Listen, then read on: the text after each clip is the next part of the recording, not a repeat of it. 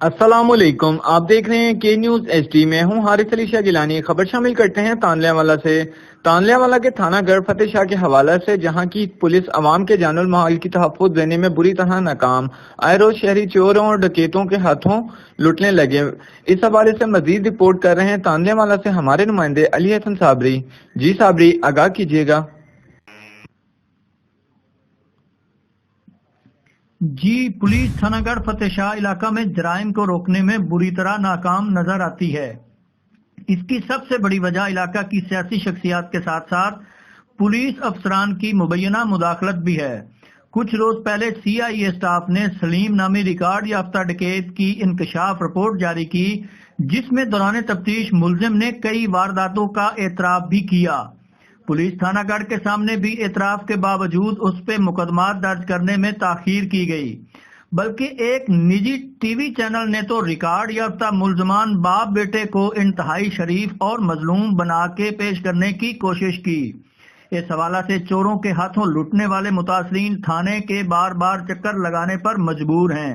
इस हवाला से मुतासरीन का मजीद क्या कहना था, आइए सुनते हैं उन्हीं की जुबानी।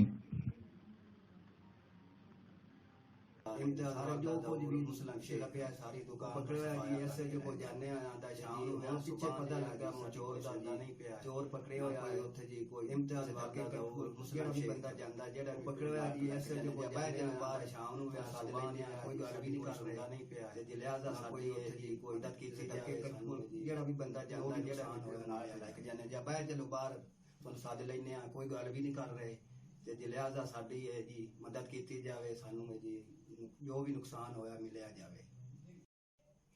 सर जी मेरा नाम अहमद है, मेरे अब्बू का नाम जवार है। दुकान में पाई इधर से आंदी जी मेरी चोरी हो गई। 8-10 दुकाना इतने हुई ने चोरी, सारिया सफाया करके लाए गए ने। ते कई बारी मैं थाने गया जी, SHO साहब मेरी सुनते ही नहीं। सुबह जाना ते शामी घर आ जाना। सर जी मेरी दो मशीना है, मेरे अब्बू के नाम कपड़े में दिते सिलाई करने भी चाह के लाए, मशीना चाह के लाए गए। 8-10 दुकाना हो गई, सारी दुकाना 8-10 दुकाना सफाया कर गए, सारियां निके रात है ने। ते और फिर बारी मैं खाने गया जी, SHO साहब मेरे सुनते नहीं। सुबह जाना ते शामी घर आ जाना।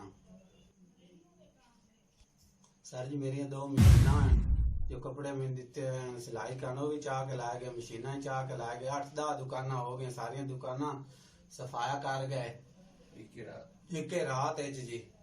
ते RPO TCPO को मेरी दरखास्त है जी, मेहरबानी करके मेरा मेन दिता जाए। मेरा नाम मोहम्मद सलीम वाल मंजूर तराना जी। रैश मेरी 12 है जी। मेरे 2 बकरे जी, एक बकरी खरीदी है जी, साल हो गया जी। हुन पता चलिया जी इम्तियाज वाल जहूर मुस्लिम शेख उस मुसला ने मनिया जी थाने फदे हुआ जी, गढ़ फतेह शाह जी थाने फदे हुआ जी। मेरी तलाह है जी, मेरी ना जान दो जी, मेरी बकरियां वापस कर दो, बड़ी मेहरबानी होती साहब जी।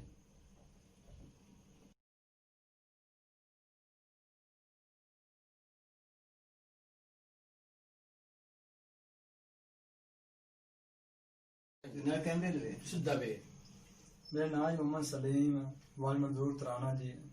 रैश मेरी 12 है जी। मेरे 2 बकरे जी, एक बकरी खरीदी है जी, साल हो गया जी। हुन पता चलिया जी इम्तियाज वाल जहूर मुस्लिम शेख उस मुसला ने मनिया जी थाने फदे हुआ जी, गढ़ फतेह शाह जी थाने फदे हुआ जी। मेरी तलाह है जी, मेरी जी ना जान दो जी, मेरी बकरियां वापस कर दो, बड़ी मेहरबानी होती साहब जी।